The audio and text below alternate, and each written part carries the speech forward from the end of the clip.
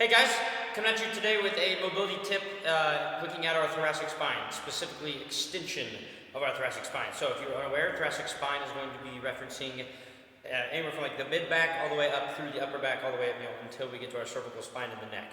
So when we're talking about thoracic spine mobility and thoracic spine extension primarily, we're going to be probably targeting an audience that probably is in a seated position a lot, or is on the computer a lot, mainly with their back and rounded position, so you can see me from the side with this position or this posture quite often. So if you're just somebody that typically sits a lot for your everyday job throughout the day, this is going to be for you. Or maybe you're someone that also does that, or maybe just struggles with getting extension of your upper back when it comes to workout in the gym, then it's going to be for you as well. So what we're going to do, I'm going to use the foam roller here. I'm just going to lay on the foam roller with it just probably about right below my shoulder blades. So right at the very base of my shoulder blades, that's where I'm going to start out anyway. You can kind of do this in a few different positions. So you can see me from the side angle. I'm just going to keep my feet flat on the floor. I'm going to get that foam roller set. And at first, I'm just going to cross my arms, cross my chest, hand on the opposite shoulder. Then from there, I want to get some engagement of my abs so I don't get any arch in my low back. I want to be as practical as I can, especially if you're trying to translate this to your training.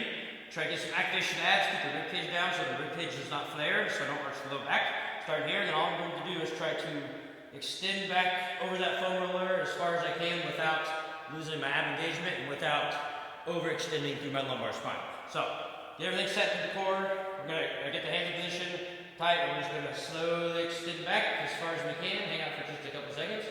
And then we will sit back up on that foam roller, back up. And then you can repeat that for about anywhere from 10 to 15 reps on that spot. Then if you want to target a couple different spots, we can just roll that foam roller up maybe a little higher or maybe a little lower, whichever way you need to go. And then same thing, get the core set, rib cage pulled down, get the abs engaged, and then I can do that same movement through a different spot on my spine. Now, if you want to get a little more intensive with it, especially if you're trying to translate it maybe into like an overhead press in the gym per se, then rather than keeping the hands here, we can get the abs set and we can actually take our hands overhead and we can go through that movement just like so, and we can be a little more practical with our overhead training if that's what you're trying to do. Either way, you can work on some extension, trying to reverse that rounded back posture, rounded upper back, rounded shoulders posture, especially a job where you're sitting at a desk or on a computer all day long, and maybe that can help in the long run, but it's going to take some time. So if you are somebody I had mentioned in the very beginning, sits all day or just have trouble getting into extension through your upper back, I would give this a try, and let's go if it helps, guys.